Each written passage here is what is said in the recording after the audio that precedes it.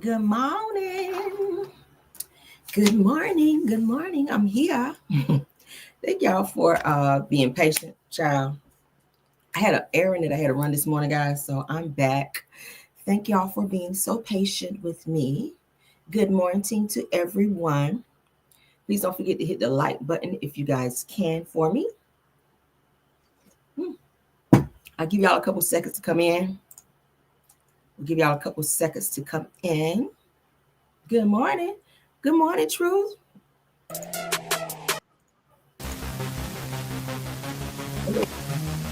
Good morning. Good morning. Good morning. Good morning. Hey. Good morning. How y'all doing? How you doing? How you doing? Hey. Good, good morning. Good morning. Come on in. Come on in. Come on in. Hey. Good morning. Happy hump day. Happy hump day. All right. How y'all doing? Give y'all some entrance music. Hey, how y'all doing? Good morning. Happy Wednesday. Happy hump day to you all, honey. Hopefully you got your coffee and your tea and you're getting where you need to be. All right, let's get into some news I know y'all can use. What up though? What up though, Aries? Love. What up, Aries? Love. Hey, he said, what up though? Good morning. Okay, thank y'all for being patient though. Okay, I know y'all got my notification because I saw you guys putting the laughing emojis up where I had to push my show back just slightly, honey. Y'all know how to use the thumbnail because y'all know my ass is petty. But that's what it is today. Good morning. I see y'all coming in. Good morning. Good morning. Good morning. All right, let me go speak to my people. Let's speak. Because we don't want to be rude. All right, Truth, you first this morning. Good morning, Truth TV Podcast. Good morning. Shirley Terry, good morning. Gail West, good morning. Marietta, good morning. Dolores Campbell, good morning. Zamona Miller, good morning. Mary White is in the building. Hey, good morning. Ronnie is here. Shonda Allen is here. Shanice Darden Emery is in the building. Good morning. One Cat Store. Mary White is in the building. Good morning. Good morning. Tanisha Martin is here. Immaculate Davis is in the building. Good morning. Good morning. Aries Love. Leslie Salmon is here. Mary Giles is here. Dolores Campbell, Kim Jones, Kenyatta Jones. There's a lot of Jones. Good morning, Jones. Me and Mrs. Jones. Good morning. Shirley Terry is here. Sylvia Blow is here. Denise Slay, good morning. Good morning, Shonda Allen, and everybody coming in. One Sonya Mom is here. I bet you won't is in the building. Hey, good morning. Good morning, everybody. Let's get into our show because we have one. Okay. So we only have one piece of politics that we're going to run through, and then we're going to get into the mess, honey, because I don't know why I'm feeling a little petty this morning. So y'all already know how the show is going to be. All right. But everything said in this video is alleged, in my opinion, and is used for fair use and entertainment. Good morning, SR Howard. Good morning. All right, let's get started. Let's get into the mess of the mess. Hope y'all feeling good this morning, honey. I hope y'all feeling good. Hope y'all woke. Y'all sipping on y'all coffee over there, eating y'all thick up bacon and whatnot. I had mine. It was good, too. Yes, honey. And I put mine in the air fryer because I don't be want to get popped in the morning. And that saved me a little time while my bacon is cooking. I'm over here doing this and trying to make sure my son is hurrying up so he can get his ass out the door because he be dragging in the morning. I'll be like, son, it's time to go. All right. But let's get into the show, honey. Project 2025 Mastermind Russell Vought, honey, replaces Elon Musk as head of government efficiency. All right. Elon didn't need to have his ass in there anyway. But let's get into it, honey. All right, so Elon Musk is officially out as head of the Department of Government Efficiency, y'all. And stepping into his place is a name that's already been making waves in Washington, D.C., said that Russell Vought, first reported by WSJ. Now, Vought, who currently leads the Office of Management and Budget, isn't just, what is that, Baccarat? bureaucrat, says that he's the brains behind Project 2025, a sweeping right-wing plan to slash federal programs, gut social services, and dismantle key government institutions. Child says with Musk stepping down after a short but chaotic tenure, Trump is handing the reins to someone already shaping his second-term agenda behind the scenes. Of course he is. Now, Musk's tenure was marked by aggressive spending cuts and sweeping deregulations. Well, I can't read today. Deregulations, moves that thrilled fiscal conservatives, but led to protest shutdowns and growing unrest across federal agencies. Now, Vaught is now poised to take the same energy and double down. Now, I said he plans to push a $9.3 billion budget rescissions package aimed at slashing funding for the State Department. Now, USAID, NPR, and PBS agencies long targeted by Trump and his base. It says that he also wants to expand Schedule F, a policy revived earlier this year that lets Trump fire career federal employees more easily. Y'all hear this?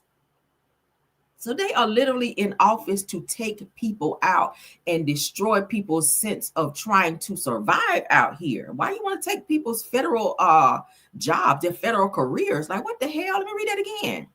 Says that he also wants to expand Schedule F, a policy revived earlier this year that lets Trump fire career federal employees more easily. Damn, this nigga is the devil. Kill, steal, and destroy. All right, so a massive power shift that could politicize government jobs and weaken the civil service system. Ooh, they got to get out of office, child. They need to go ahead and impeach his ass real quick, fast, in a hurry. Now, Vaught's track record reads like a playbook for dismantling the modern federal government. It says that he helped author Project 2025, which calls for eliminating the Department of Homeland Security, capping military spending, and rolling back protections for Social Security and Medicare. It says that the proposal has alarmed both Democrats and moderate Republicans, especially since Trump distanced himself from the document during the 2024 campaign. It says that even as he continues to lean on its architect, okay? This shit is crazy. It says that even within GOP circles, that Vaught has stirred tensions. Says that his hardline stance and capping military spending is out of fucking control. All right. So if you guys want to read up more on that, if you guys want to look more into that, it's on Baller Alert, where Project 2025's mastermind, Russell Vaught, replaces Elon Musk as head of government efficiency. Child, this is a hot mess. Like, yeah, I'm gonna move on. I ain't gonna do no commentary on that shit. That's some bullshit. That's what I will say on that. That's some bullshit. All right. So Trump have his minions in office to do his dirty work, and that's exactly what this Russell Vaught person is trying to do. But we're gonna move on. Let's get into some Diddy news, child. Getting some Diddy news. Y'all know Cassie, honey. Cassie is 8.5 months pregnant. Child was on the stand under all this pressure. Her husband was there. I'm hearing her husband, Alex Fine, was there as a support system for her. And Diddy was asking that Cassie's husband be removed from the courtroom while Cassie testifies. But I'm like, why? Because he's saying that her husband could be a potential witness. And but my thing is, people are like, no, nigga, your children are in there. Her husband can be there. If your kids are there as a support system for you, then Cassie's husband should definitely be there for her. She is 8.5 months pregnant. She's on the stand, emotional. This is a lot for her. Like, no. So once again, he's trying to separate her from her support system so that he can tear her down and make her feel like she's by herself and isolated in court. Like, no. So let's get into the updates of what they're saying about this damn case, because baby, it's starting to get very dark and nasty. So according to the Shade Room, baby oil, Craigslist escorts, and dark secrets at the heart of Diddy's federal trial. Let's get into it, child. All right, let me put my trigger warning up, because baby, these folk are crazy. Diddy is on some dark shit, y'all.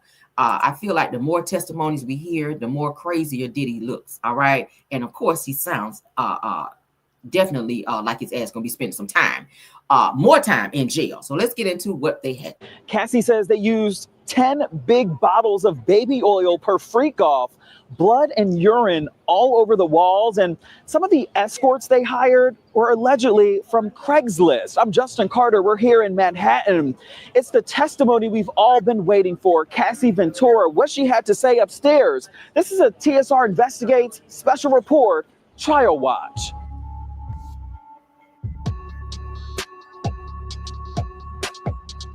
The focus today were on those freak-offs, Cassie detailing them as intimate encounters between her, hired escorts, and Diddy, who often liked to watch. He introduced it to her as voyeurism. Cassie, with her bone-straight hair today and soft voice, she sat on that witness stand and said that their freak-offs would sometimes last several days. The longest one, 4 days long. 4 days straight of sex and other lewd acts at the direction of Sean P. Diddy Combs, where she and the escorts that they would hire would use ecstasy, MDMA, cocaine, and other drugs to keep them awake.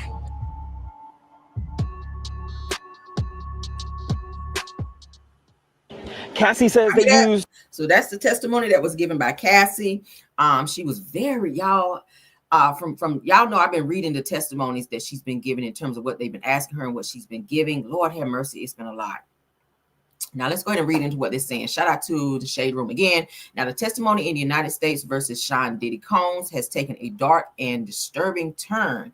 Now it says that Cassie's firsthand account of what went down during the infamous freak-offs has the courtroom and the world shaking, because y'all know that all of this stuff is being given out to the blogs, to where they're putting the testimonies out there, and it's painting Diddy as this nasty, freaky, controlling, abusive individual. Okay, and some of the testimony that we read definitely points to trafficking. It definitely points to some trafficking stuff. All right, so it says that Cassie told the jury these encounters lasted days, often fueled by ecstasy and the cocaine, and claims that they left her feeling used, humiliated, and trapped. Now, prosecutors are now building the SEX trafficking case while the defense focuses on Diddy's lifestyle choices and investigates TSR, okay, the Shade Room rather, investigates, is inside the courtroom for every moment. All right, so this guy here is reporting for the Shade Room. Shout out to him. Now it says that we spoke exclusively to Dominique Renee from Making the Band, who's speaking out and standing with the victims. Okay, so shout out to her for that. Now they're saying that Diddy's key witness, his number one witness, the person who's supposed to take the stand and kind of help him in his trial, or in this trial rather, they're saying this person's gone missing and they are refusing to get on the stand and speak for Diddy. So I'm not sure what happened. So they're saying, hey, whoever this person was supposed to be the star witness for Diddy, they cannot find this person, and this person is nowhere available to come and testify for Diddy. So that might be a bad thing for him, because they do have a lot of people who were seen on those tapes that are coming forward to speak out against Diddy. So if he don't have his star witness, that could be bad for him. We're going to keep you guys updated on what's going on as far as this case goes. I'm pretty sure they're going to be releasing some more testimonies today, and I will be pulling those, and we'll read through those as much as we can. Y'all know we have to kind of change up the wording because it's a little too freaky sometimes for our YouTube. Y'all know they be checking up on this stuff, and we want to make sure that we stay within the boundaries of what they ask us to tell. But we'll still try. I'm creative. I can still read them, and you still know what I'm talking about. All right. Because we're going to follow this case, honey. We want to see what Diddy's fate is going to be. The case is supposed to be anywhere from 8 to 10 days long. So we're going to see that they're, 4 days in now? I think this is the 4th day in. We're going to see what it's giving. We're going to see what it's giving. All right, let's go.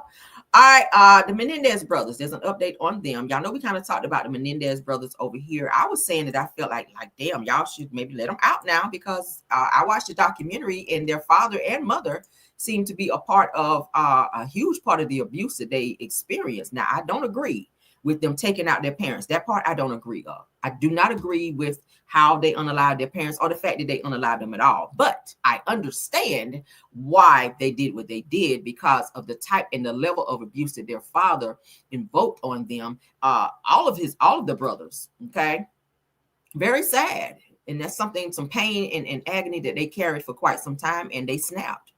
But yeah, let's get into the update on the Menendez brothers because they've been trying to get out and get parole. But it says now that the Menendez brothers is resentenced to 50 years to life in prison. Ruling makes them now eligible for parole because before they were not eligible. So now they are. Let's get into what they're saying in this update. Ruling in the Menendez trial, he has issued 50 years to life. That means the brothers could be eligible for parole at some point, but they will not be released as of now. We, of course, have been following this case for many years from initially when they first were charged with killing their parents, and then in recent years as they seem to have a prosecutor who was somewhat in their favor, saying that they had done their time, that they should be released. There were multiple ruling in the Menendez trial. He has issued 50 years to life. That means the brothers could be eligible for parole at some point, but they will not be released as of now. We, of course, have been following this case for many years from initially when they first were charged with killing their parents, and then in recent years as they seem to have a prosecutor who was somewhat in their favor, saying that they had done their time, that they should be released. There were multiple ruling in. All right, so y'all see that? Ciao, ciao, ciao. I keep telling y'all, if you didn't watch the documentary, you have to watch it in order to understand this entire case, because I like to see things from both views. I don't like to look at things one-sided. I don't like that.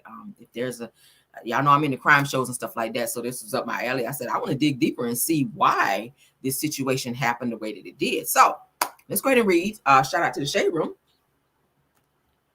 All right, so the Menendez brothers, Eric and Lyle Menendez, have been resentenced in the case related to the 1989 unalivings of their parents, Jose and Kitty Menendez. All right, so according to ABC News on Tuesday, they were resentenced to 50 years to life in prison after already serving 35 years. Damn. Said that they were initially sentenced to life without the possibility of parole. With the resentencing, they will now be eligible for parole. Now, it says that since the brothers were under 26 years old at the time of their crimes, that they would be eligible for parole under California's youthful offenders law. Okay. So they'll be probably getting out here soon. Now, several of the brothers' relatives were called to the stand to speak out in their defense. It says that their cousin, Anna Maria Baralt, pleaded for their release and said that they are very different men. Their transformation is remarkable. It says that Baralt also told prosecutors that the brothers had taken responsibility for their crimes and that Lyle admitted to asking a witness to lie under their trial. It says that as prosecutors argued that the brothers hadn't taken full responsibilities for their crimes, that Baralt acknowledged that they hadn't revealed some of their details of their case to her. Now, it says that the resentencing comes after Los Angeles County District Attorney George Galson made a suggestion that last October. It said that according to APN News, the state parole board must still decide if they will be released. Okay, so they are eligible now for parole, so they may, like I said, be getting out. And that situation happened all the way back in '89. Everybody remembers when that happens. That was a whole viral situation. That aside from y'all remember it was huge, like the OJ case. I mean, the shit was all over the damn TV with what these guys did. And then went on this $700,000 shopping spree after the fact. People were scared. People were nervous in that neighborhood. They lived in a very upscale neighborhood. They had money. Their parents had money. So, but they were being abused, and they lashed out by taking both of their parents out. And now they've served 35 years in prison. And they've had a lot of women while they were in there, y'all. One of the brothers, I want to say it was maybe Eric, got married to this woman and wound up cheating on her with another woman on the outside. If y'all didn't know that, I was reading up on that. I was like, damn, how you in prison and you cheating like this? But apparently a lot of women are just enamored with them. They get a lot of women. They get a lot of play on the inside. So women like, oh my God, Eric and Lyle, we love you. Okay, can I get your phone number? Because you can't call them like that. But you know, they really like Eric and Lyle. They think they fine like that. They want to be with them. They want to marry them. So they get a lot of letters and attention from women behind bars because of this case. Do I feel like it's a little sick? Yeah. I don't think I'm going to be that over the moon over a nigga who took his parents out. But go off, okay? Yeah, no. But so they are up for parole. We'll see what happens, child. My heart go out to them for what happened to them, but it was kind of effed up what you did to your parents, okay? You got to look at it both ways. All right, so let's move on. Tony Braxton is getting a lot of heat for what she wore, her attire, to her son Diesel's graduation to Howard University. Now, a lot of people said, Tony, that was not appropriate attire, honey, while you are around young people at a graduation. That's not graduation attire. You guys see it? Shout out to the Uncut. Look at what Tony got on at her son's graduation. Ma'am, no ma'am. Okay, where your drawers at? Where your drawers at? Where your drawers at, Tony? Girl, it's looking like you about to go to a kiddie farm or something like that. You about to go to one of those little underground places down into the strip club and earn a little change over there. Where your drawers at, child? Up there at your son's place like that. Y'all look at this. Said that Toni Braxton knows she wrong for this outfit for her son's graduation. What y'all think? Put a 1 if y'all think that was very inappropriate of what Toni wore to her son's graduation. Put a 2 if y'all think what she wore was fine. Let's get a poll right quick. Let's get a poll right quick. Put a 1 if you feel like that was inappropriate attire to her son's graduation. Put a 2 if you feel like what she wore was fine. Let's see. I'm disappointed in Toni. Child, I wouldn't have wore that. I would not have wore that to I would not ever dress like this to my son's school. Like, hell no. They'd be like, what the hell she got on? I see a bunch of 1s. I see a bunch of 1s. I guess we here with it, honey. We here with it. Yeah, Toni, that was too much. That was too much, honey. All your ass out, all that going on. Now, you can wear a little lace, a little get up if you want to, but you need something underneath, because now it's giving that you're taking you're distracting the attention from your son to you. Okay, people want to see your son going across the thing and you standing up clapping, yes, Diesel. But they're like, girl, where your drawers at?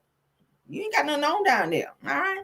Not, what is it? Not today. LOL says it. Okay, you gave it 2. Listen, we don't fuss at you if you don't agree with what everybody's saying over here. This is not that type of chat. If you click 2 and everybody said 1, you don't get fussed at. That's your opinion and we respect it. Okay. Because some people say, hey, I don't see a damn thing wrong with what she wore.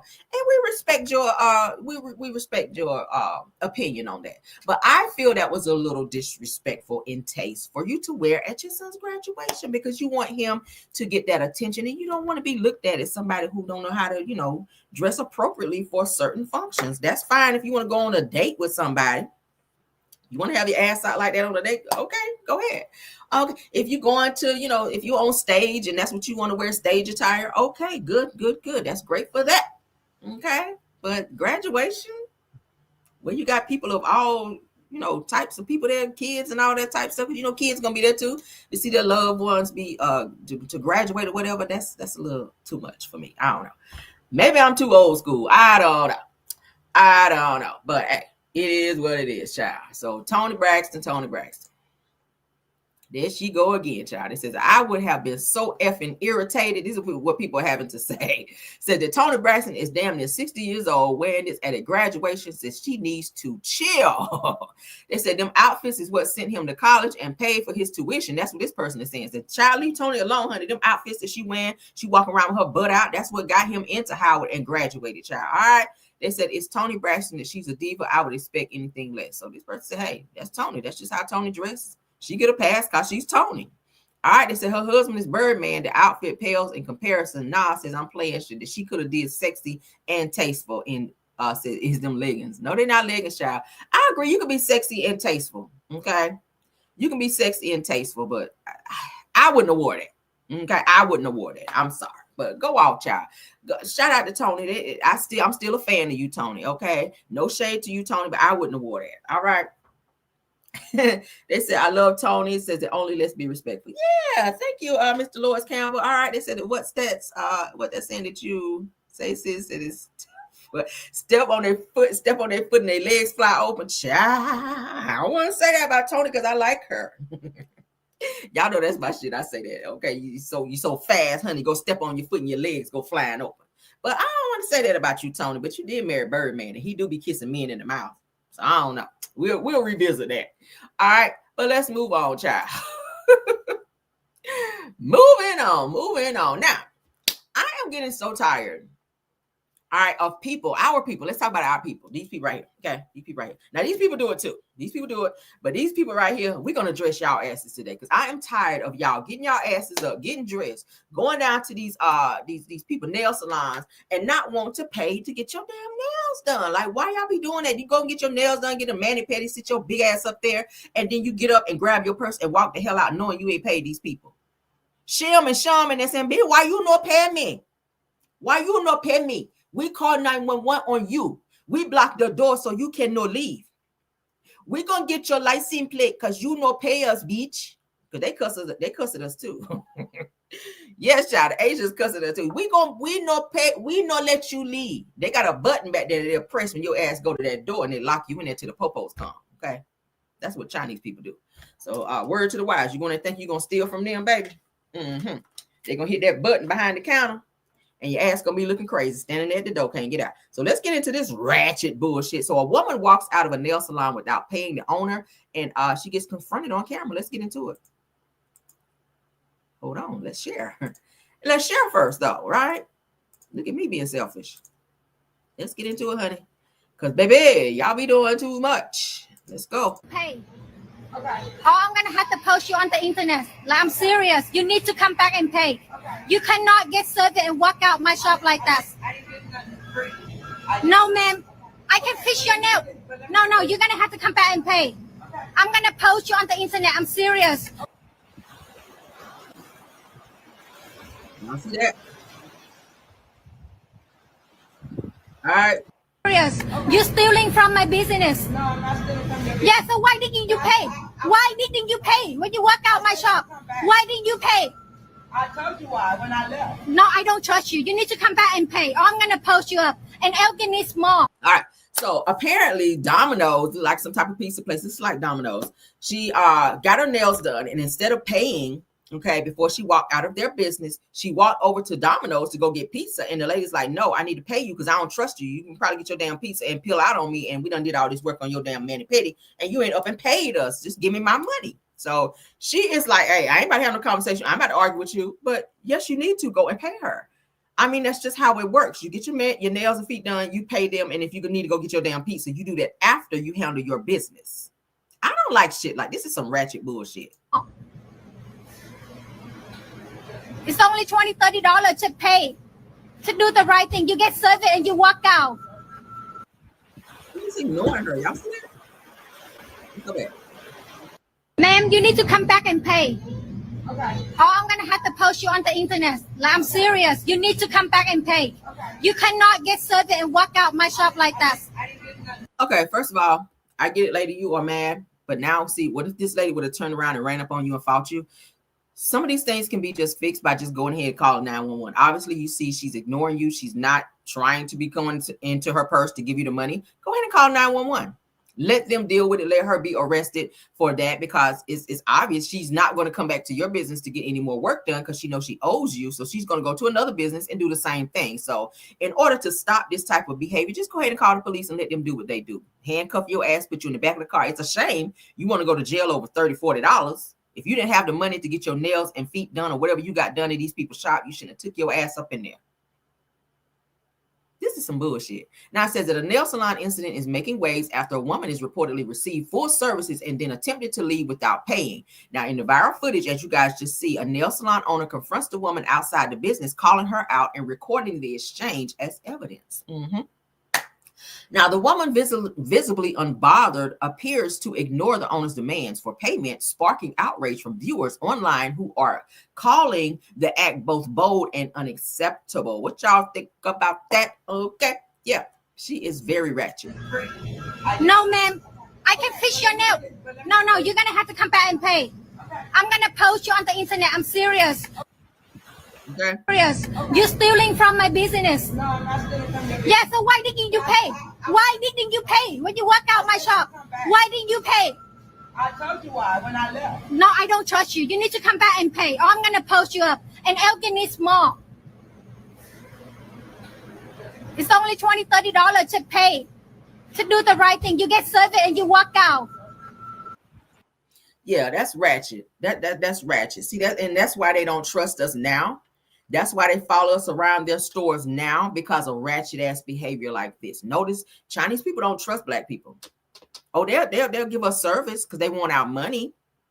But when you go into their establishments, they're watching you. And some of them talk crazy to you because of how other people like this right here on our screen, how they act. Okay.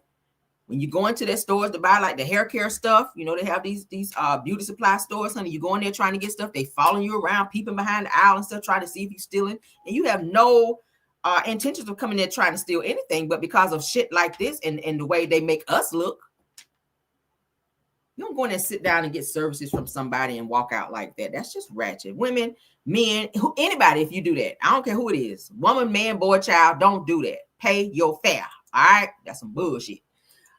All right, so let's get into Carlos, child, trying to be trying to have some vulnerable moments, trying to be transparent a little bit. I said, now I see why his ass is the way he is.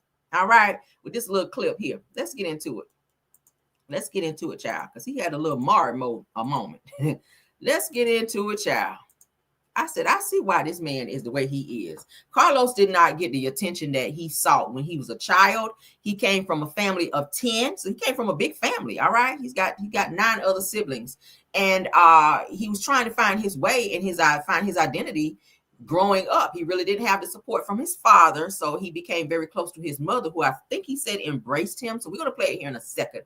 But he had identity issues growing up as a child. And now he is this person who has this God complex, who feels like he has to take no accountability because of how he grew up. Let's get into it. All right. Shout out to Tez and Figaro. All right. Because that's what we're seeing it. I'm the middle child, 10 kids. I'm gay, and I haven't accepted that because back in the 80s, you didn't talk about it, especially with a black father whose nickname was Joe Jackson in the neighborhood because he didn't play no games. I struggle with that. I struggle with my identity. I have these amazing brothers, and I'm nothing like them. I have these amazing sisters. I'm nothing like them. How many brothers and sisters? You got 10, but it's 7 boys and 3 girls. Okay. Right? And I'm nothing like them. I tried to find myself, and I was that way for the longest time. And it wasn't until I was in my mid-30s that I said, this. Yeah. I can't live my life with somebody else. I just can't do it. Mm-hmm. I can't do it, especially in this business.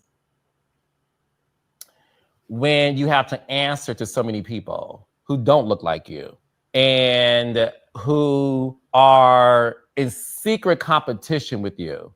And you don't realize that until you hear the whispers of what they're saying about you. And you're like, I thought we were cool. Mm-hmm. And when you try to grow and you grow and you realize that your mentors that you thought were giving you great advice, they were actually giving you advice to be stagnant, to not surpass them. Mm-hmm.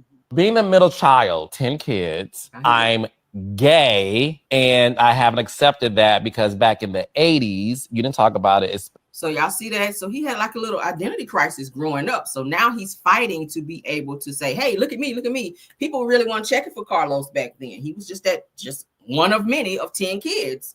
And now that he is an adult, of course, look at what his name is, Kingdom Reign. So he has this God complex. Like he wants people to, I guess, do this shit here when it comes to him, reverence him, like build him up, make him feel important. I think he chose the name Kingdom Reigns Entertainment because he wants to feel important. He wants to have, like I said, this God complex. He wants to be seen. This is why he gets so much pushback because of his attitude.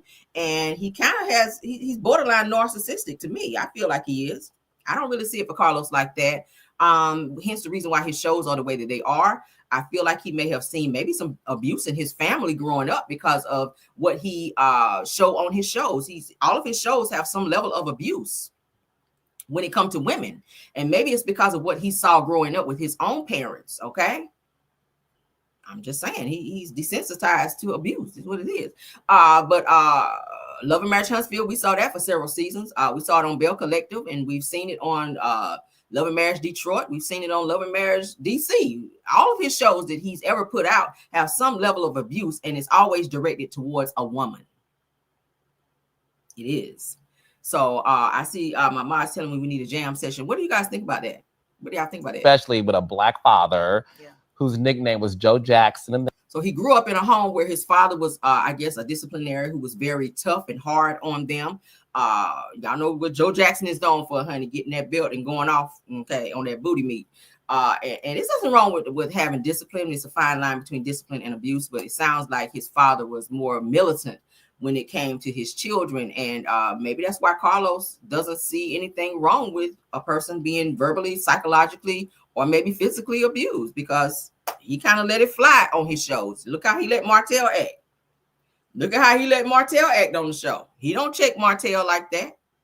He don't say shit to Martell. Like, Martell can be on this show and say and do anything, run up on women, try to fight women, call women all types of names, do whatever he wants to do. And Carlos would be sitting there like, okay. He don't give a damn. And it has a lot to do with how he was raised. It has a lot to do with that. So, Carlos, you might want to check that, all right? And we're not going to sit here and allow you to use the fact that how you were raised in terms of how you conduct yourself as an adult, because you know right from wrong, and accountability definitely needs to be taken, and it's something that you don't like to take. And when somebody try to check you on that, you get mad and have this haughty attitude, kind of like you did So Gucci. I didn't like that. I didn't like that. And I'm not even a fan like that of So Gucci. I didn't like the way you dismissed her on your show when you asked her a question, and when she directed it to you to try to show you that you weren't being fair or being a great boss or handling things in terms of how you should have on your show. Then you got mad at her because she checked you, and you try to silence her and then turn around and try to sue her for calling you out when what she was saying was the truth. Okay, so that typical narc behavior that you continue to display, now we kind of see where it comes from. The fact that you weren't seen as a child, and now that narcissism have grown up in you, and you have no accountability, and you really need to check that because you're self-destructing. Okay, that's a little advice. All right, so put that in your pipe and smoke it. Moving on, child. All right, some good news. We got a little good news. All right, in this case here, this makes me feel good. This makes me feel good. But before we get into it, I'm going to go ahead and share, and then we're going to go ahead and get into our jam session, because I feel like y'all sitting on them likes. All right, don't sit on them likes, and let's play a little music so y'all can get up off them likes. Let's get up off them likes. All right, let's go. Let's get it. Let's get it. Let's get it. Hey. Let's play our likes. Our likes. Let's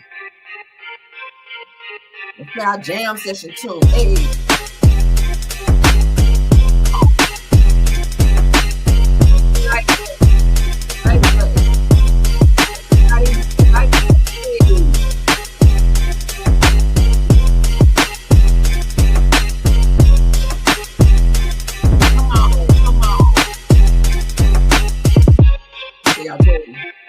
Work on over to the light.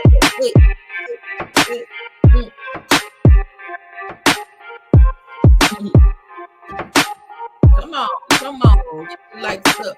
Hey, come on, get the lights up. Hey, come on.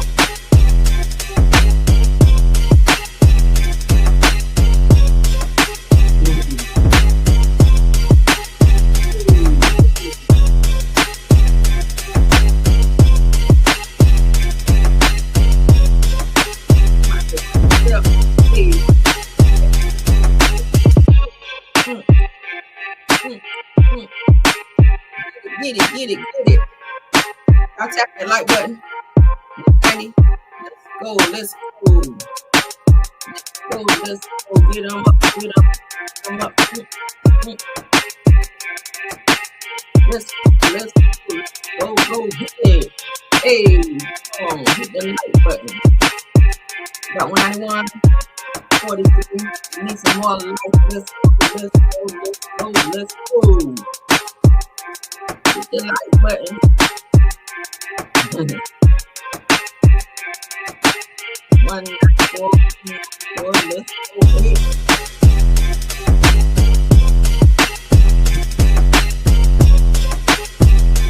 I got the like. Let's go.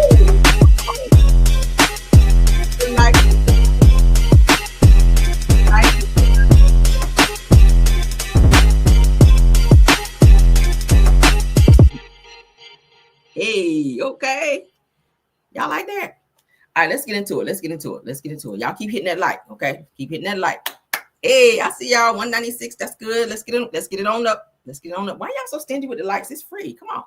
All right, so let's get up. Y'all see this update, honey? Y'all know this case. We've been following it. Okay, so Carmelo Anthony, not the basketball player, but Carmelo Anthony is your man you guys see on my screen, who was bullied by two Caucasian big males. Okay, they were twins. You guys know that one of the twins were unalived by Mr. Carmelo on the screen because he was bullied by them. He grabbed his phone, he snatched his phone. They were at a track meet. You guys remember we've been talking about this, and they pretty much jumped him. He was asked by the coach, Mr. Carmelo on my screen was asked by the coach to sit down under a tent at the track meet. And the twins, the Caucasian twins, walked up to him and told him to move, and he refused to. They grabbed his phone and they roughed him up. They grabbed his property, slammed his phone on the ground, and proceeded to tussle with him.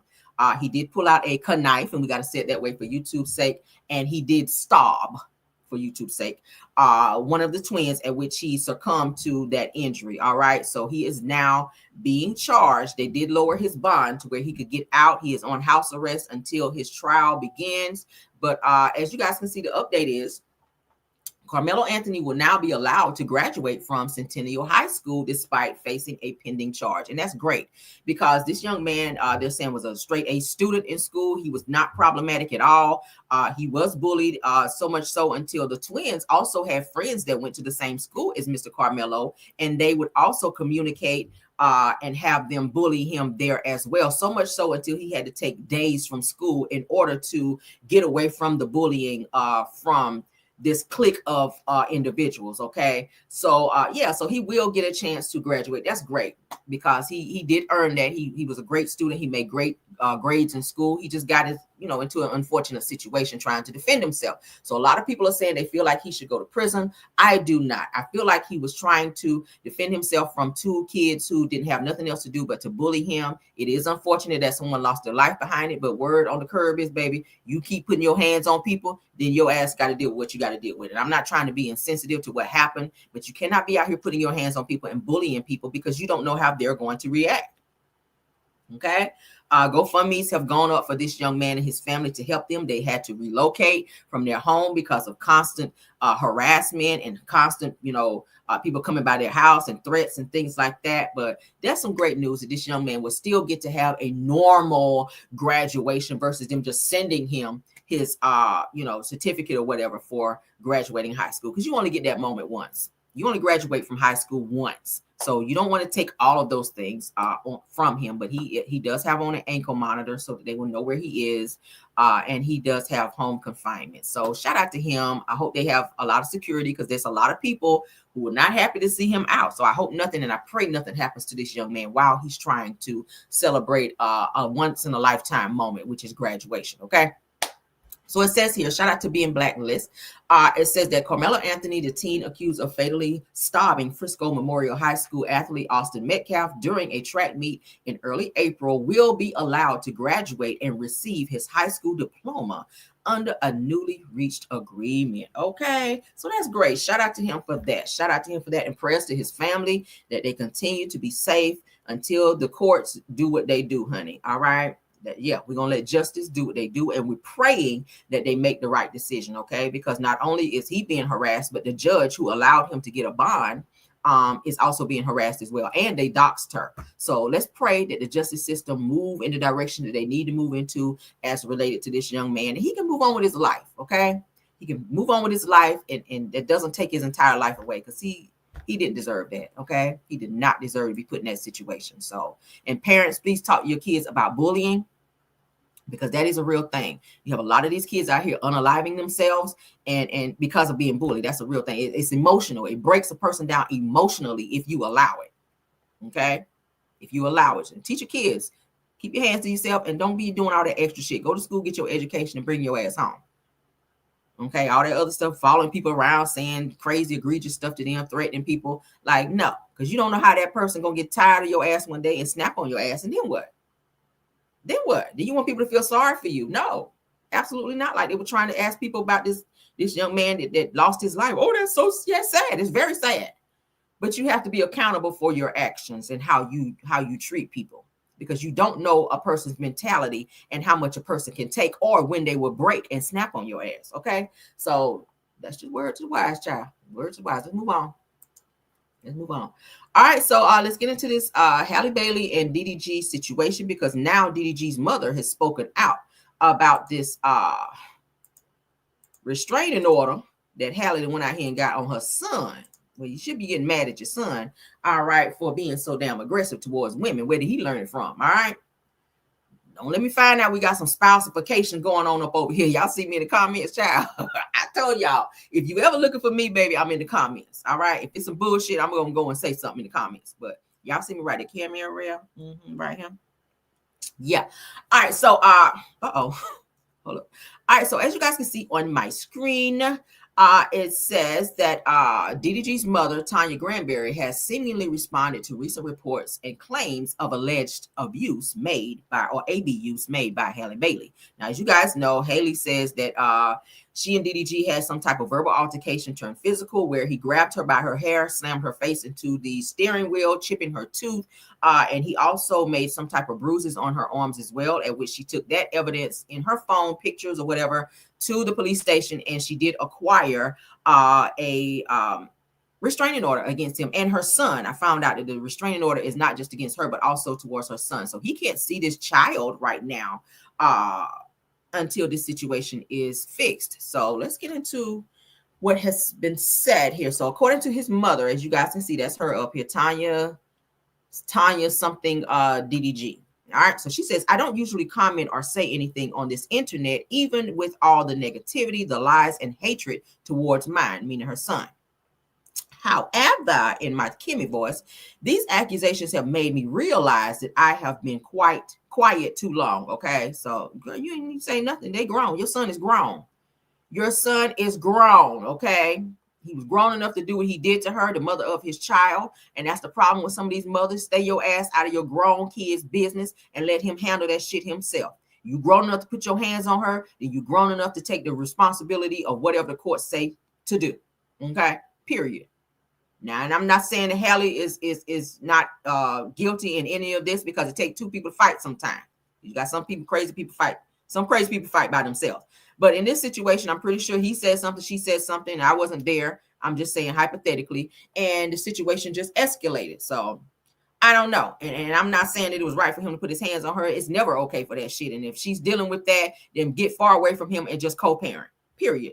I'm hearing that she is dating someone else, which could have heightened that issue of him being so aggressive, because I did see a post most recently where he says that he's not looking to date anyone else, and that Hallie will always be the number one woman in his life, because she's the mother of his child. So he's saying he's not looking to date until he's around 40, that his focus is on his child, and that Hallie would be like the number one woman in his life still, because she bore his child. But I don't know what went left. But then when I started reading things and I saw where she's kind of seeing this new guy, maybe that's the aggression with him. Like, okay, here I am focused on being a dad, and I'm saying I'm not going to see anybody, and I publicly put that out, and now you're out publicly with somebody else. It's kind of like a slap in the face. Maybe it's an ego situation. I don't know.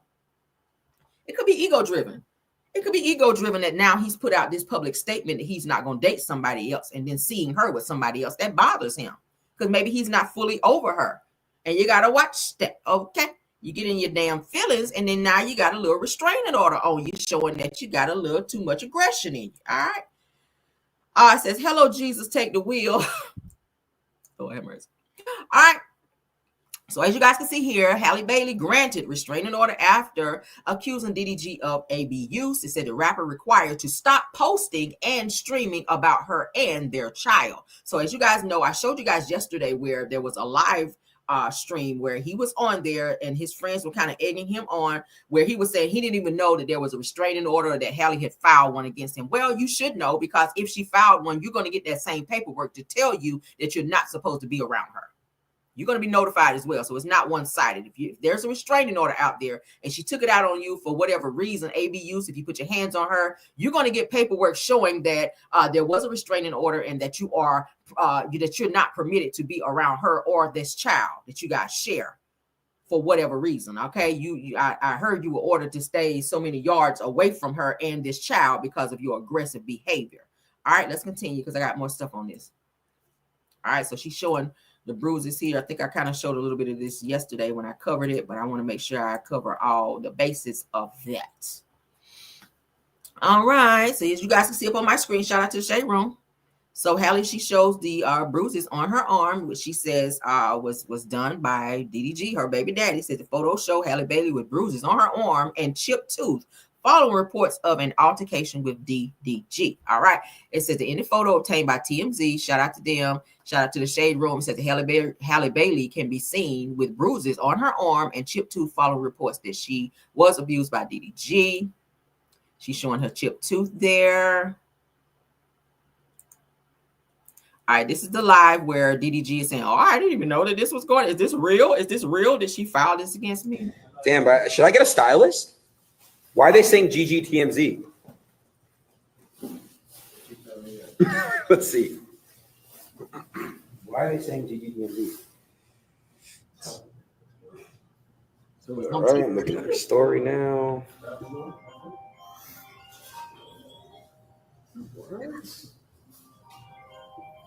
Oh.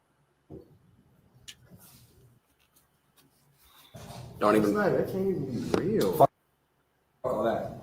But that can't even be real. But, that's the thing. But don't even. But you remember we talked about last night? All that. Let me say something. It's not. No, I'm saying, but I don't know where that even came from. Yo, stop these fake allegations. This is a father.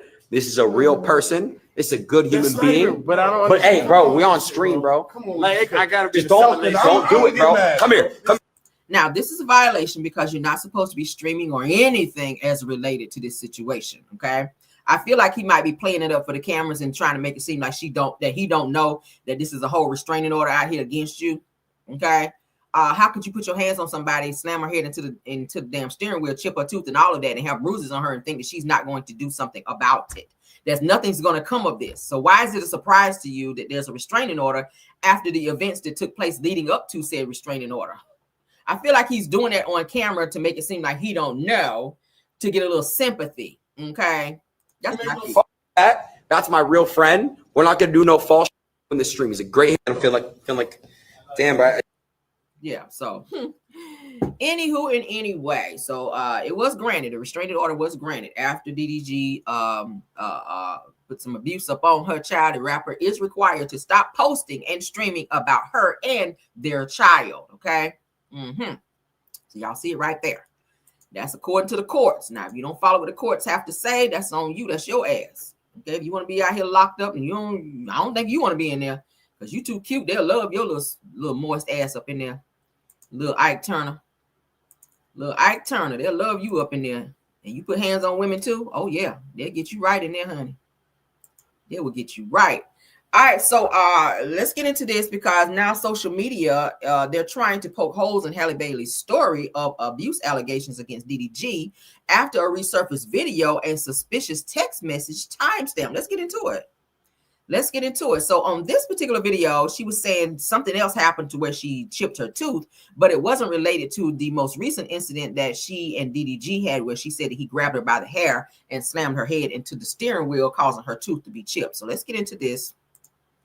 Guys, I've always been a little scared of the dentist, but I'm going for my regular cleaning and also because I chipped my tooth and I'm just a little nervous. Guys, I've always been a little scared of the dentist, but I'm going for my regular cleaning and also because I chipped my tooth. So y'all hear that? So she said she's going for a regular dentist appointment. She's kind of scared because she chipped her tooth.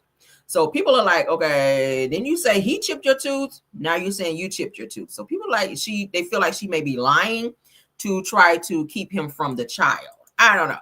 So they said that I need to work on flossing more. Says that I do forget to floss. Girl, you forget to floss like right after you brush. Then you have to floss. Shit, I got braces and I floss. Oh, fuck.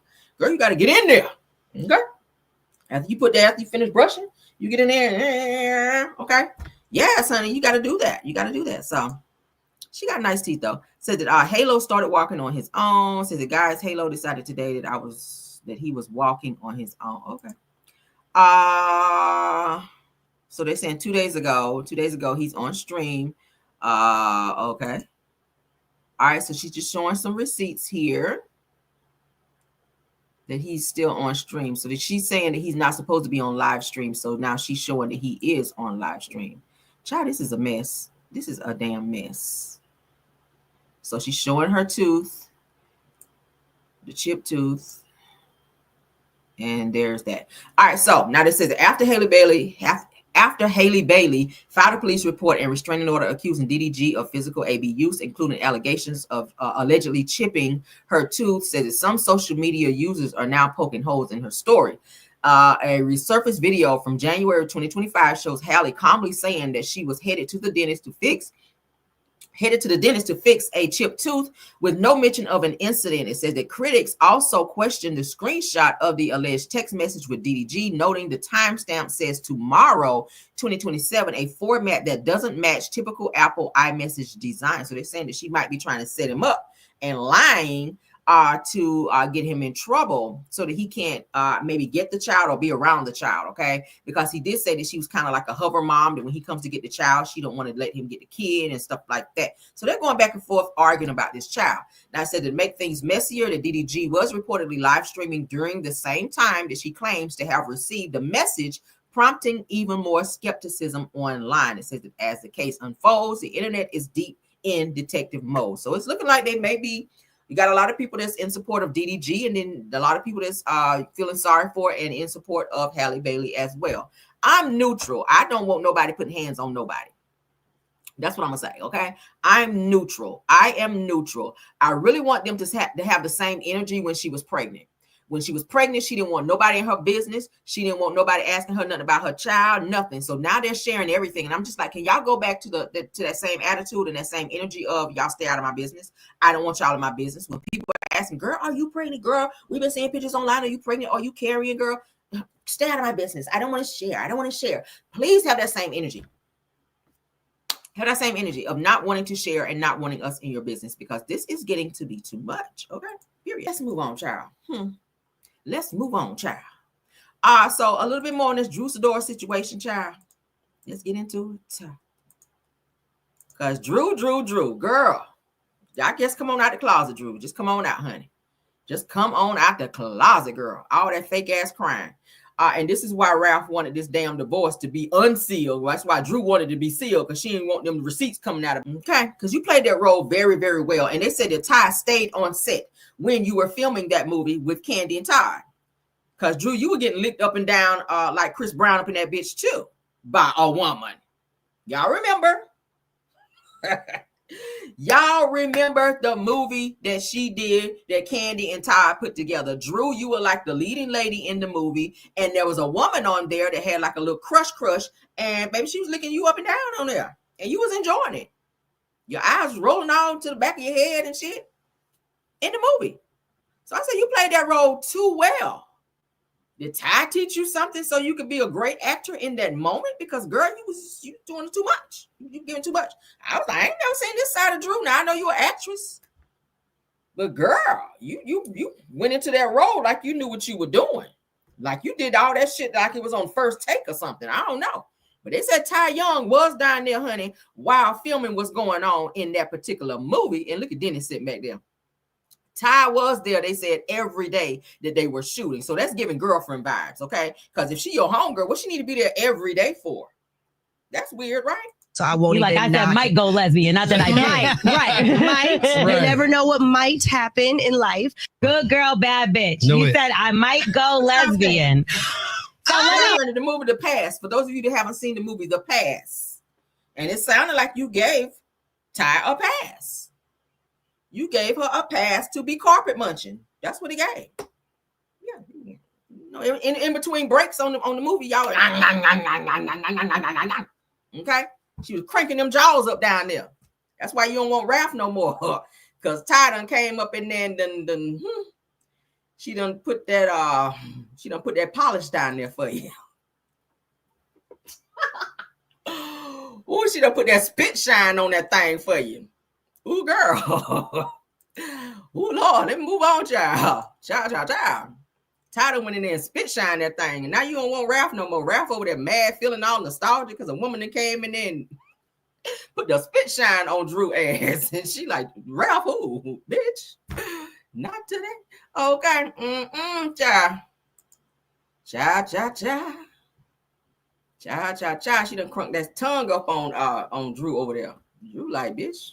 I might be, because she's like, I might like a woman and I might not. I don't know. But go out, child. No, ma'am, Pam. No, ma'am, Pam. All right, let's get into this. Let's get into some more child reality TV stuff. Child, since y'all all hot and bothered over there now. Drew and her carpet munching.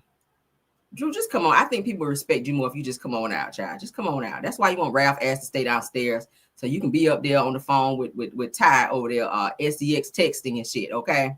That's what you want to do. You want Ralph ass to stay downstairs so you can be up there, oh yes, with Ty on the phone on that bullshit. You don't want Ralph to catch that shit on video because you know he's trying to catch some receipts on you so he can one up your ass in that divorce. That's what you want. But let's move on, girl. All right, so Candy Billy Goat Burris shares her thoughts on the new Real Housewives of Atlanta newbies, okay? Y'all know Candy ain't on the show no more. She don't want to be on there, especially now that Phaedra ass is coming back. But she's giving her account of what she think about the newbies. Let's see, okay? Candy's Kingdom says, Candy, I'm curious, what do you think of the RHOA newbies, Britt, Angela, and Kelly?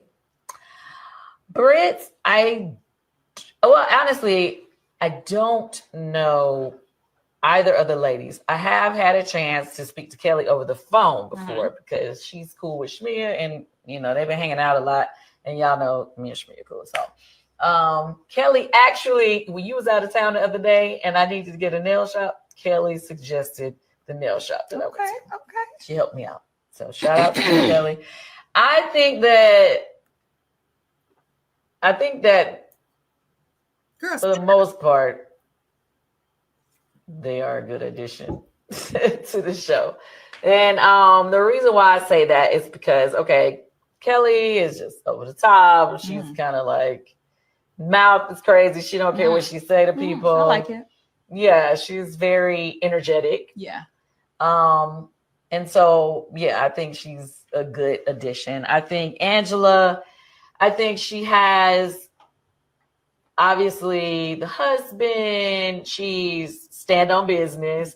She's definitely she seems like she would be really nice and cool, but you could tell you they're not push her. I really want next season, if she's granted the opportunity, don't hold back, Miss Angela, because we see you got it. What, the body? No, she has the mouth of the South that people wants to see. Yeah. Oh, that she would read you. Oh, girl, down to the ground, to them, all through them 12s. She gonna read. Yeah, I feel like she's definitely been reading people. She has, but she's been really she's been classy. She has been, but I think she can still read in a classy way. I don't like a classy read. I don't like that. I feel like if you got to check somebody, you got to go for the juggler to let them know, don't up and try me in this moment no more. Okay, I like Angela, and I really want Angela to come out of her shell a little bit. I get it. This is her first season on the show, but I feel like the girls really been coming for her more so Portia. I really want her to go ahead and seriously put Portia in her place. And now that Phaedra's coming on the show, it's given that she's going to have a little interaction with Phaedra. So I'm kind of interested to see how the dynamic of the two of them are going to be, because Phaedra got a smart mouth and so does Angela. So I feel like the two of them are really going to clash a lot once Phaedra asks get on the show real good. And I feel like they're going to have some serious words where they are going to have words, because I did see a clip that's going to be coming out. But I really want Angela to come on out of her shell and go ahead and be the Real Housewife that we want to see, because she's already owning it. I mean, everybody already like her as a fan favorite over Portia already. And this is your first season, girl. So you done came in to kick the damn door down. You got some real stuff going on. You got a husband. You got properties, even though you $2 million in the hole a little bit. But you got a little thing going over there for you, okay? And the people like you. The people are feeling you this season. So keep that up and come on back next season and kick the door on down again, girl, okay? But I'm not feeling Britt too much this season. I don't feel like Britt is giving too much except tears. She crying too much for me, and I don't like all that crying. Y'all know that. I don't like too much crying. I want to see what you're doing, Britt, outside of this situation between you and Kenya. Kenya's off the show now. What else you got? All right. This one over here on the end, she's getting on my nerves with this going back and forth with her oldest daughter, who need to move out and get her own place. And then Kelly, you need to figure out what's going on with your restaurants and why your baby daddy don't want to give you the money that he's supposed to give you so you can move on to the next phase of your life. Okay. Like, your storyline is boring and you ain't giving. The only person I feel between these three that's giving is Angela, period. We're reading in a classy way. I think, but what I'm saying is, I feel like most Taurus, she's slow to anger. So I feel like if you push it, you have it. Okay. But I think she's just giving them a little. Yeah, she's definitely not showing her full deck of cards. Yeah, she's giving them a little sample. Yeah. So each week. which I think is good. And I love the fact that, she also has a husband who's participating. And I actually love her husband of how boisterous he is. He's kind of like an OG that's like, girl, I'm not gonna tell you what you want to hear. Yeah, you're like, I don't care. I don't care. You gonna get all this this what it truth. is. He's giving very much, I don't need these. We don't need these people. Yeah, he's definitely giving that. He's definitely giving that, which I appreciate. Yes, I do appreciate that. It's just his real rawness. It's raw. He's very raw. It's yeah, raw. I like it. Authentic. And as far as with Britt, like obviously I hate all the drama that has come from the situation. I do too. I mean, she's a pretty lady. And I think the thing about it, the only thing that I didn't like from what I see is that she kept dropping things that have been said on the show. So it's like, you say stop giving it away. No, what I'm saying is like things that Kenya has said before, like she okay, no more. Because it takes Candy 5 to 7 business days to say what she gotta say. Like, damn, Candy. Oh my God. Why take you so long to spit it out? Then you doing that silly ass grin she always do when she don't want to say something that she really want to say. I cannot stand that with Candy. Candy, you were boring on the show too. Quiet as kept. I like you, Candy.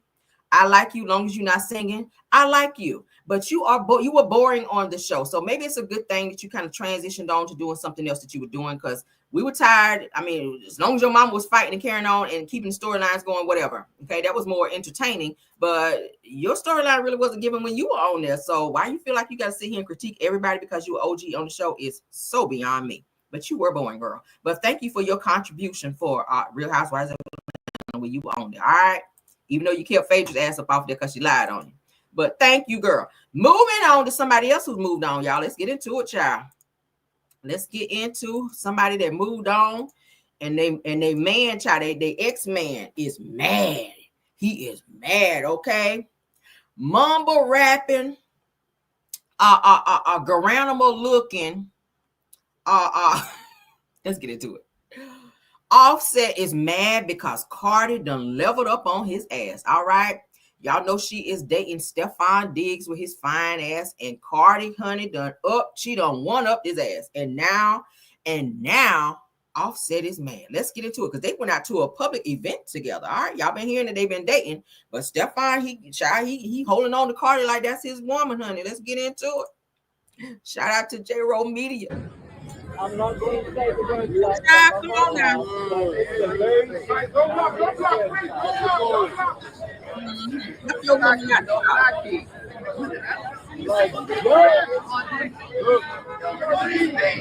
Guys, don't block her. Don't block her. Please. Security, don't block her. All right, Cardi. Cardi B. I like the outfit there. Yes, Cardi.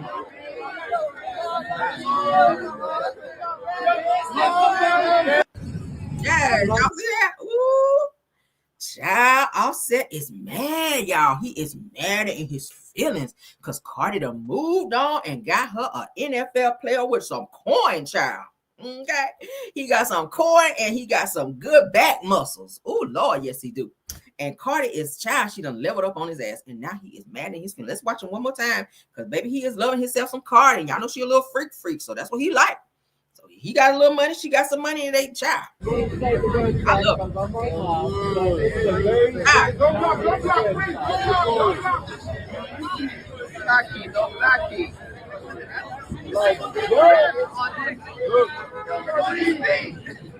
block her. Don't block her. Please. Security, don't block her. Cardi B.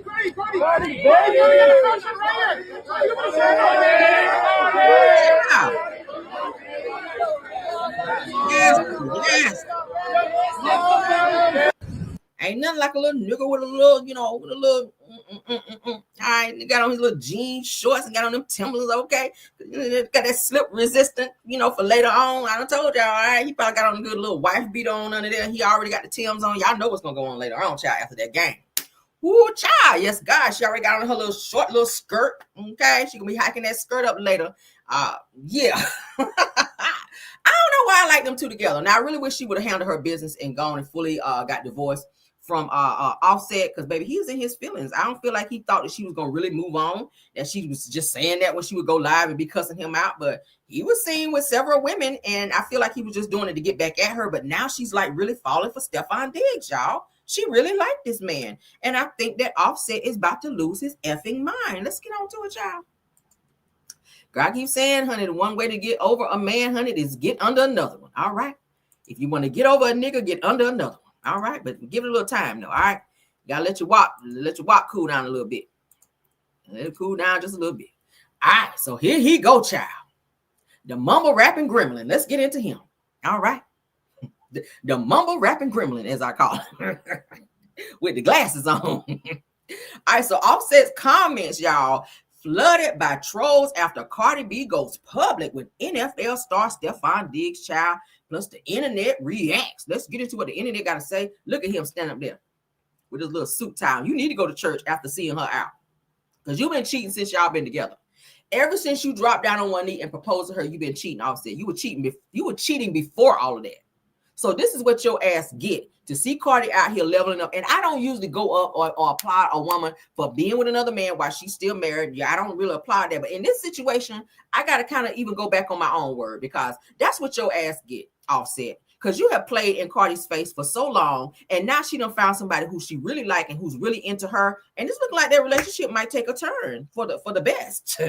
Like for the best. The nigga got his own money. She got her money. She's doing well. And I always said I felt like in Cardi B and Offset's relationship that he was kind of low-key jealous of her, because she's that girl. She sell more records than him. Like she's doing it, and she's doing it by herself. He's in a group. Their group is kind of, broken up a little bit because they lost, Takeoff. But Cardi is that girl. Y'all remember Cardi? She was just a chick over there off of Love and Hip Hop, and she transitioned on into being this artist that everybody have grown to love. Okay, she's selling her music. All her music is shooting to the top of the charts. So she making a nice little bag, and she tried to spin the block and give Offset a chance, but he just kept fucking it up. And I was just like, nigga, like this girl had a whole nother baby trying to stay with you, and you won't stop cheating and still running around. So you can't blame her when she finally get tired of your stupid, sick, silly ass and go move on to somebody else. This, out here giving what needs to be given. Okay, she got an athlete. That means he got a strong bike, and every woman want a man with a strong back. I know I do, child. All right, you probably have her ass in there hollering and calling God and everything. All right, so let's get into it, child. Let's go. Not hot enough. It ain't hot. It's cool. It ain't hot. It's a little hot. It's a little hot. It ain't nothing. They said, I bet that's how you feel after seeing those pictures of Cardi. Okay. Mm-hmm. Yeah, it was hot. It sure was hot. I ain't even drunk no water yet. Wow. It get hot. It get a little hot. Yeah. Ooh. That ain't nothing. Waiting the verdict. That was just a shrug. Little Jordan shrug on that one. Little Jordan shrug. That wasn't none. It wasn't none. Yeah. It was hot. You could have kept them glasses on, because you ain't nothing to look at with all that Beijing sprayed around your damn head. Okay. Moving on, child. He ain't nothing to look at. All right, so let's get into what the fans have to say about this situation with Cardi making her public appearance out here with Stefan Diggs. All right. So the Cardi upgraded from you. Oh my God. Okay. So the Stefan is noticeably finer. Okay. And is a finer said Offset is losing that glow that he had. Child, that glow been gone. All right. That glow been gone, child. Says that how Cardi B had you yelling when you seen them pictures, child. Not yelling. Not yelling, girl. Oh, he and his feeling so bad. They said that boy is hurting, child. Oh, Lord, they said Offset is hurting after seeing Cardi out with her little skirt on and her little booty meat out in the back with Stefan over there. It said, it's so happy for you at Cardi. So they added her like, girl, we are happy that you got away from that gremlin girl, because he was bringing you down. Okay. Mm-hmm. Now the next person said that it's crazy how these dudes be getting some beautiful, loyal females and they can't up and keep them. I know that's right. All right. I know that's right. He really shouldn't have pulled her. And I keep saying, some of these guys, these rappers and these athletes, half of them would not pull the women that they pull if they did not have the money attached. I'm just saying. If they did not have the money attached, they would not be pulling the type of women. Not that Cardi is just this, oh my God, she's a pretty girl. But I'm just saying, if she was on the street, she probably wouldn't give his ass the time of day because if you ain't have no money. A lot of these girls gravitate because they know the lifestyle and the money is attached. They know he's a stupid ass, sorry ass nigga, but he got some money, so they put up with his bullshit for the lifestyle. And that's what a lot of women do. All right, so this next person says that it's okay to sleep on it. Says that she gone now, and I know that it's hard to accept. So they trying to console him in the comments, child, because they say he going through it, seeing Cardi out here publicly with her little short skirt on with Stefan Diggs, okay? And he about to dig later on after the game, okay? Yeah. Now they said that when you thought that she could never live without you, and she out here thriving, okay? That's what I love. That's what I love, child. It says that Cardi is showing us that men need 1 million soul less than women to make them feel absolutely nothing while she's being loved by one powerful upgraded man. Yes, God, honey. See, you got a legion of hoes over there, and she got one man that's making her happy. And you still not happy, Offset, with a legion of hoes. And Cardi done went out here and found one that's making her happy, child. You see how she was smiling? Did you see how she was smiling when she got out that car? Okay, he might be the one. I'm here for it. Shit. All right, somebody else says that if that ninja don't want to act right, get a new one. Okay, clap that shit. All right. So the next one says, I love when BTC, bitch ass niggas, okay, or bitches, leave a lame and get with a ninja that adore them. Me too. Because he love her. You see how he's helping her out the car and cha. All right. They said, they got together for real. Yes, they did, girl. They got together for real after that game too. They were going to a game, I remember. So it said the Offset has an upset stomach right now. Oh, child. Okay, he blowing the bathroom down after seeing these pictures, baby. Okay, his bowels is loose, girl. Okay, like he done took a whole thing of X-Lax in there, girl. He is shitting for days behind these pictures. I know he is. Said that what a major upgrade. I love this for her. Me too. Girl, you get free tickets to the games and everything. It says that get that man. Hold on, said that get that. Said that get back.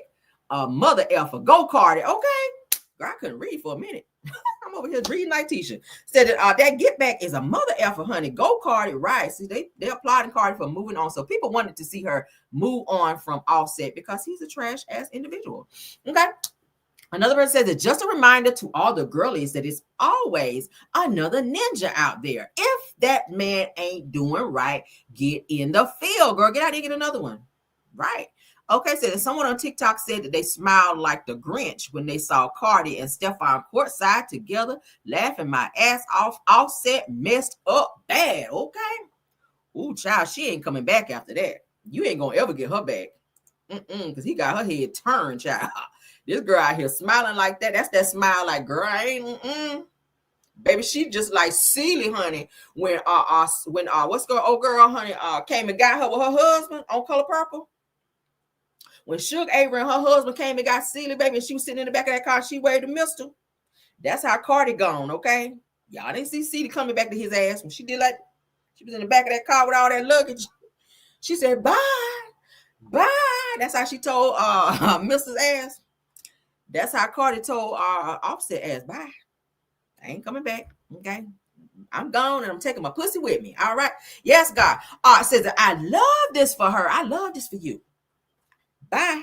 And taking my walk with me. That's what she said. Said that I don't know man, but this said that I like them together. They are so cute. Says that I know that rapper is somewhere punching the air. I know he is. This was him when they got out of the car. Punching, girl. That's what your ass get, Offset. I love that for them. Okay. All right. So let's get into some Basketball Wives drama, girl. And drama it is. I'm so sick of these two right here. But we got to talk about it because it's hot news. Yes, child. Baby, she was smiling and she took that walk right on with her. She said, I'm gone and my WAP is coming with me. Okay. Yes.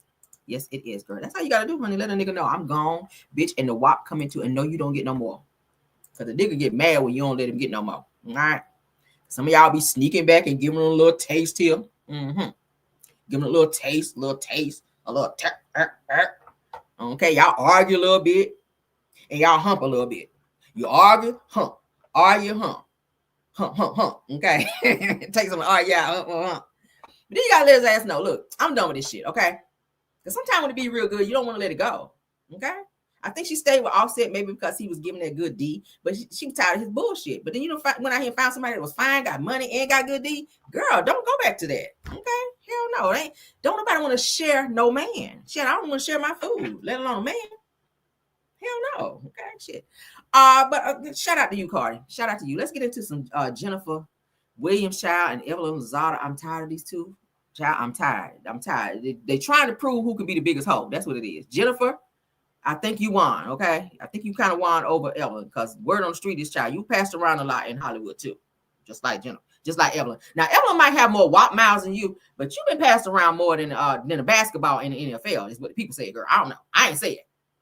Jennifer, I didn't say it, but the people were saying that Jennifer Williams, you passed around a lot like the basketball, more than the basketball in the NFL, and that's a lot, girl.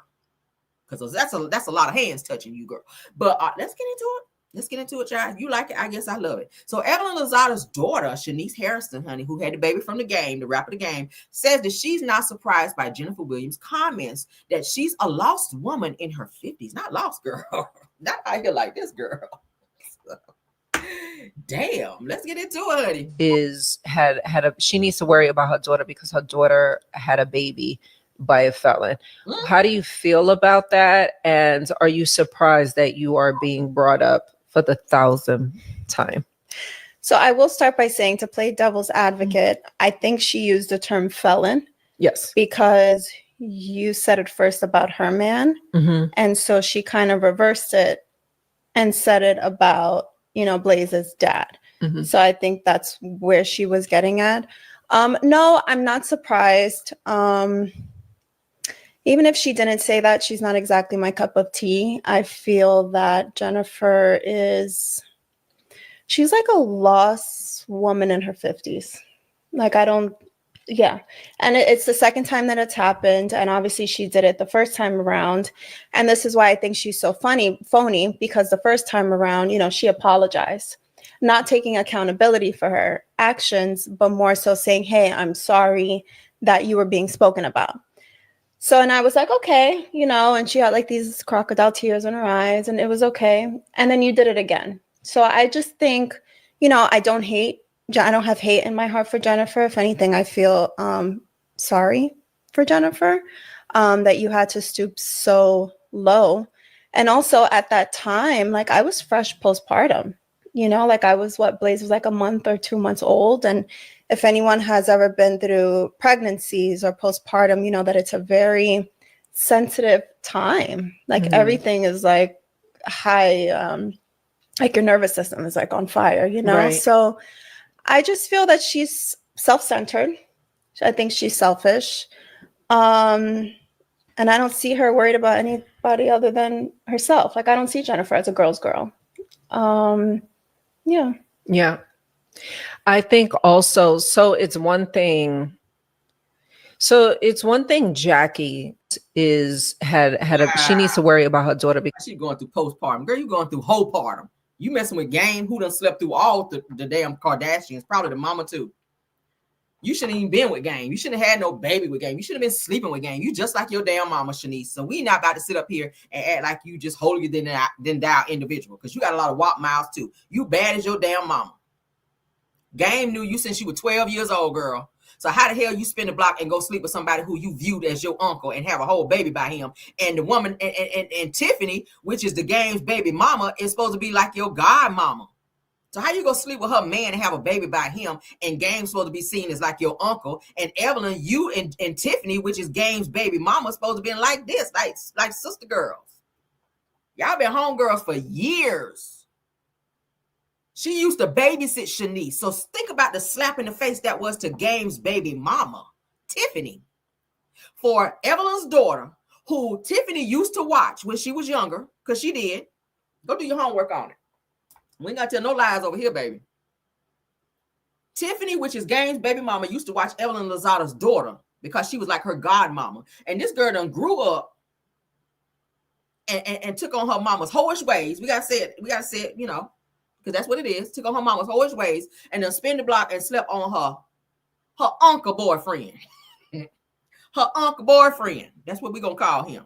Game is Uncle Boyfriend because he too damn old anyway to be with you. He don't have shit to offer you. He just got found guilty in this assault situation where he had to pay this girl and his ass didn't show up to court. Then he done lost his house to this individual. So now he don't even have a house. He don't have shit to pass down to you or your son. Like, really, it's just giving clout.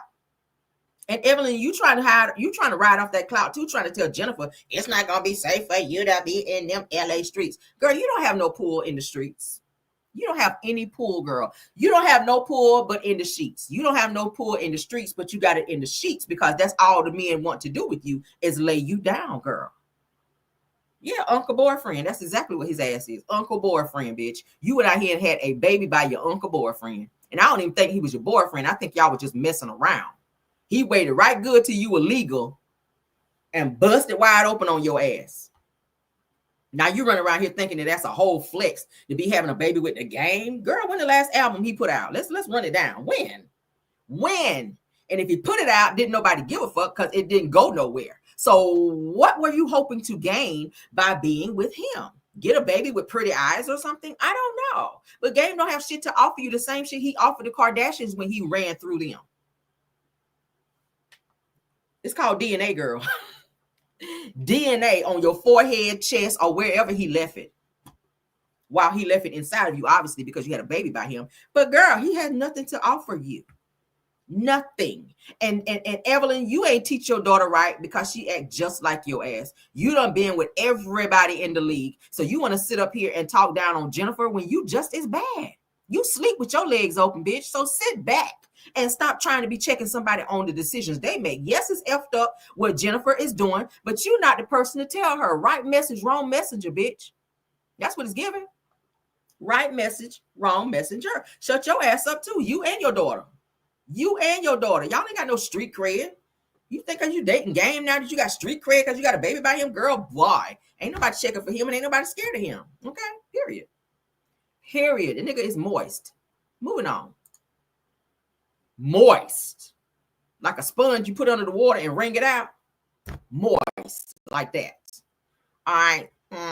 So let's get into this little read down. Is that my last topic? No, we got one more topic after this. All right, so let's get into this little read down that our Jennifer and Evelyn had that I found since we on them too. They 30 get my damn nerves. But we got to talk about it. All right. And shout out to Rashawn Brickhouse. Let's get into it. Jennifer Williams brings up Evelyn Lozada's daughter, Shanice, again after she had a baby with rapper The Game. So this is what Evelyn's daughter was just talking about while she was trying to check Jennifer Williams. This is why Evelyn's daughter spoke up about Jennifer, because this is what Jennifer had to. And you like to bring up that Christian is a felon a lot. Evelyn, you don't have no poor child in the streets. I'm sorry to tell you. I know you got on your little bandana. I know you got your little bandana on, bitch. Nobody is checking for Game. I promise you. With everything in me, no one is checking for him. Just like nobody's checking for you and that little subtle threat that you threw out there because you feel like your daughter is now connected because she's with Game. Because she had a baby with Game. He did to her what he do to all the girls. That's what he do to all the girls. Game is a whole hoe out here. He is, girl. He really is. Let's play it one more time. Because this is why Evelyn's daughter is clapping back at Jennifer. Like from one felon to another, girl. Neither one of them ain't no better. Jennifer husband nor Game. A felon is a damn. You like girl. That was so cute. See, girl, nobody is checking for your daughter or Game or any of those lames. Okay, we're not, girl. Sit down, child. All right, sit down. Evelyn thinks she part of the crew now, child. She thinks she is what is? You think you one of the Crips or the Bloods out there now, girl? No, ma'am. All right, no. Moving on, last topic, honey. This is kind of heartbreaking, but we're going to talk about it because Terrence Howard's daughter came out to talk about her experience as a child. So we're going to talk about it, okay? So they said the heartbreaking Terrence Howard's daughter, Heaven, says that she was molested by her cousin at 7 years old. She said, I forgive him. When he was 2 years old, that he R-word. Said she forgive him because when he was 2 years old, he was R-worded. So when he was 12, he did something to her. So it sounded like it was a pattern of behavior. Something was done to him. At 2, he grew up to be 12 and violated her when she was 7 years old. So this is Terrence Howard's daughter speaking out about her experience in terms of what happened to her. Let's listen. When I was 7, I was molested by my cousin. I forgive him. I don't think I'm ready to do this. My heart is beating so fast. Don't she look like her daddy? Lord, that's like Terrence with curls. Oh my gosh, she got his whole face. Beautiful girl.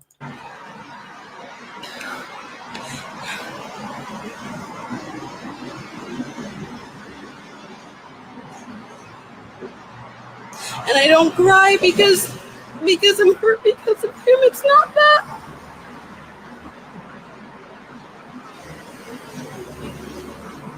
I hurt for him. Because when he was 2 years old, just 2 years old, he was a baby. He was raped. And so when he was 12, he did something to me.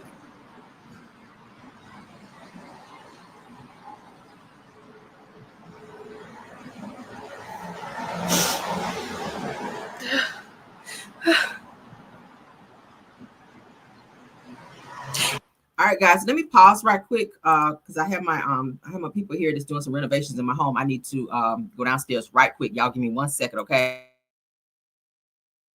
I'm gonna give y'all some music while I go down and handle that right quick and come right back, okay? Give me 1 second.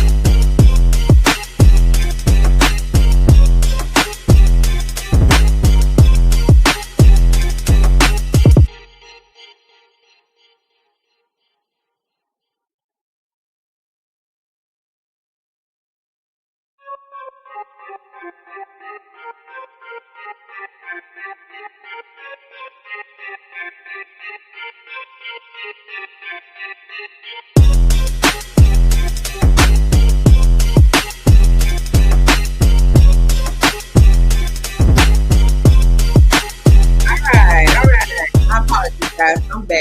I'm back. Okay. I had to go downstairs and handle something right quick. But let's see. Thank y'all for being patient for me, okay? So let's finish this. He deserved to be protected, but he wasn't. And that happened. And that's why, Chris, I'm so thankful for you. Because you told this story. You told the story of generational abuse.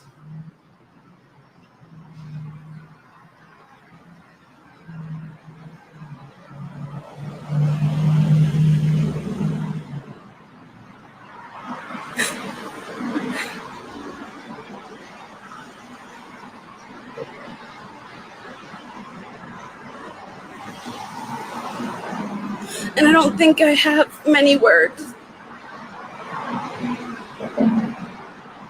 But let the story guide you. I am so lucky to be a part of it. I am so grateful to be able to speak and put a name to it. I am not afraid. I am not ashamed. I am proud. I love.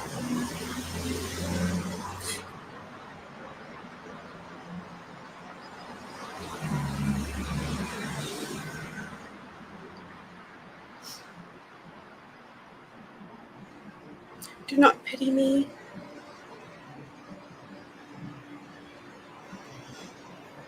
But watch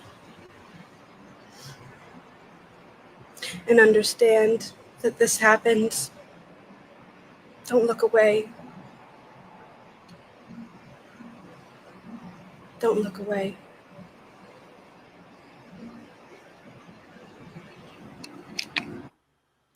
Okay, so what do y'all think about Terrence Howard's daughter coming forward? A lot of people were saying that they felt that she could have that maybe she should have left this information off the internet and maybe had some type of intensive therapy offline versus putting that out there if she was going to, because it sounds like she forgives him for what he did. It sounds like she's trying to embrace him after this and doesn't want him to feel bad about what happened because they were young.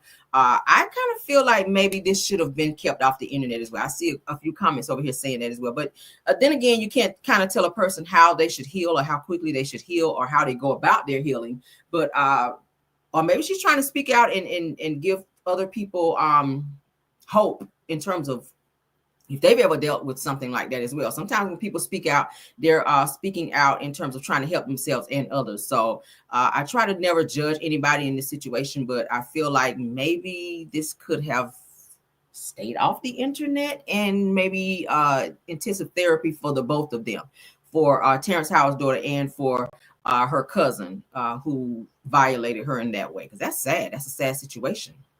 It's a sad situation. How do you forgive a person like that who, especially as a family member, who stooped that low and violate you that way? So prayers go out to her. Prayers and hugs, honey, because that had to be hard. That definitely had to be hard. And it takes a lot to forgive a person that do that to you, that kind of take your innocence away like that. He was 12. And like I said, like she was saying, it was done to him when he was 2. So something was done to him at 2. He grew up to be 12. She was 7. So that was traumatic for her. And she's probably still dealing with relationships. And, because a lot of times if you get violated, sometimes you don't want somebody to touch you, or they touch you in a certain type of way. It kind of triggers you. So I hope she's gotten help for that situation. Obviously, it's still hurtful to her because she's still emotional about it. But prayers to her and prayers for anyone that's ever been in a situation where they were violated, especially by someone that you knew or respected. Okay. Family member, uncle, dad, because it happens, child. And it's always somebody in the family who you trust that wind up taking things in that direction. And that's a sad situation. Okay. But let's get out of here, guys. Happy Wednesday to everybody. Let me scroll back up. Thank y'all for being patient. Let me step away right quick. All right. All right, but thank you guys for being here, and thank you guys so much for supporting the show. Please don't forget to hit that like button to support the video and push it into the algorithm. Thank you so much to my mods, Bill Wilson, KBR Tyra, Scorpion Miss. Thank you, Rose Armstead. Thank you, True TV Podcast. Thank you to all the content creators that stopped by to support the video today as well. Thank you, thank you, thank you. Okay. Yes, you guys have a wonderful, wonderful hump day. And of course, I'll be popping back in to give you guys a pop-in video to keep you guys caught up on all the news that I know you can use. Okay. See you guys later. Love you guys down. Until the next video, let's go. When you feel low, you can still go. Even when you feel slow, you can still go. Even when there's no hope, you can still go. I never answer to no, man, I still go. Go, go, go, go, go, go.